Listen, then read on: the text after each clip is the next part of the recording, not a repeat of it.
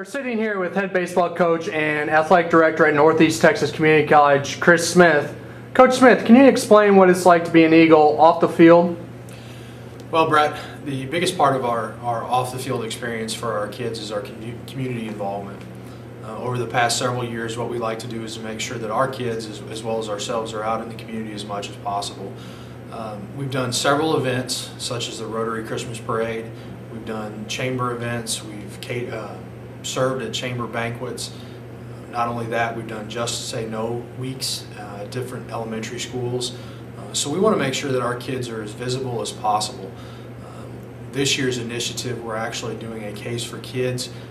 That's to help raise money for the local hospital, the Children's Wing and Pediatric Wing. Can you explain a little bit more exactly what is entailed the Case for Kids, how it kind of got started, and a little bit of the process of where you want the basis of the program to go? Well, Case for Kids was initially developed on an idea that we had at the University of Missouri, where I came from. There we had a program associated with the University of Missouri Children's Hospital there that we raised money based on home runs for kids. So each home run that was hit, money was donated either per that home run or in lump sum amount.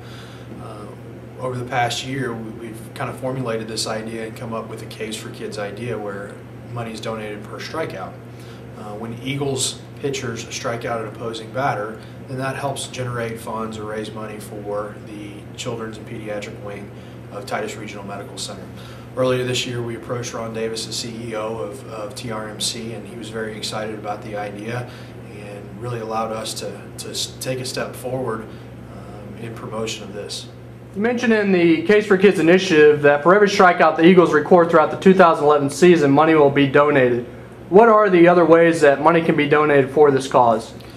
Well, there's two basic ways that money can be donated. We have a corporate sponsorship and then we have an individual sponsorship.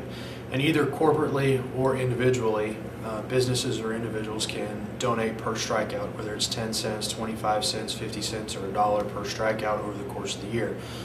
We've averaged close to 380 strikeouts per year over the last 6 years, and last year being our most successful year, about 480 strikeouts for our pitching staff.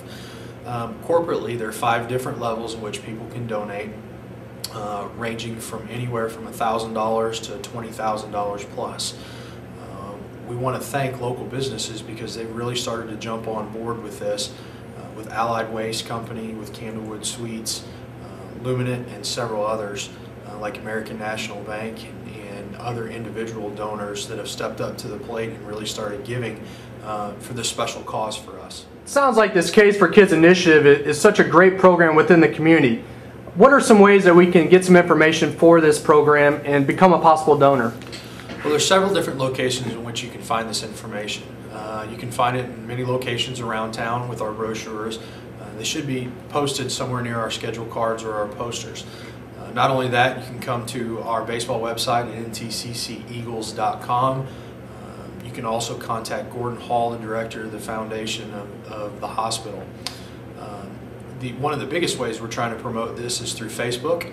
Case for Kids has its own Facebook page, and you can actually start to see corporate sponsors and who these corporate sponsors are and the levels in which they've donated show up on our Case for Kids page. And that reminds me, actually, Brett, we also need to thank the Pediatric Clinic for their sizable donation to Case for Kids. They've been an integral part and one of the first partners to step up to the plate. Coach, we're already a week into the season. Last year you guys finished with a 42-17 record, placed as high as 15th in the nation last year. This year you came into the preseason with a 13th rank in the nation.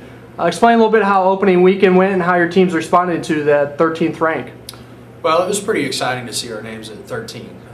There's wonderful teams that are ranked every single year, and there's sometimes what we consider better teams that aren't.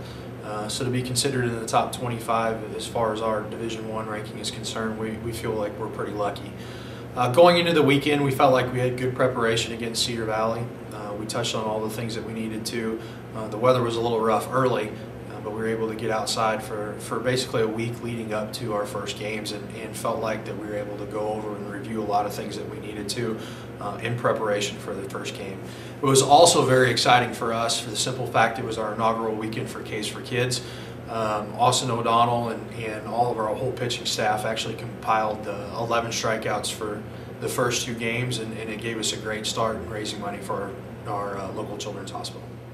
Well, Coach, it sounds like you had a very successful opening weekend. Explain a little bit. You have Howard coming up in a 4-game series, who is currently ranked #1 in the nation. Tell us how those preparations are coming along, especially with the cold weather.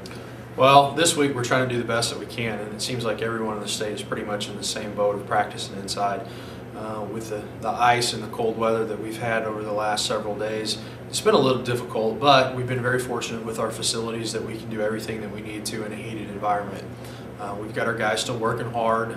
They're very focused with their preparation in the cages, and likewise, our pitchers on the mound are being able to throw bullpens. The one beautiful thing was we were able to inter-squad on Monday, which kind of puts us a step ahead, I think, of most around the state.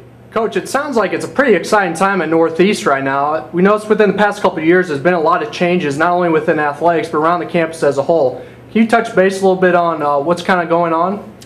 Well, it's actually been a very fun past 18 months with the new completion of our soccer field and the introduction of our varsity men's soccer program and the success that they had this year. Not only that, we're able to open up our brand new softball facility and expect great things from them. But we're trying to do things around the ballpark a little differently as well. We've instituted a Click Effects program that we're trying to add a sizable game atmosphere that's a very family-friendly, oriented atmosphere. But not only that, we have the introduction of our new Eagles team store, the Eagles Nest.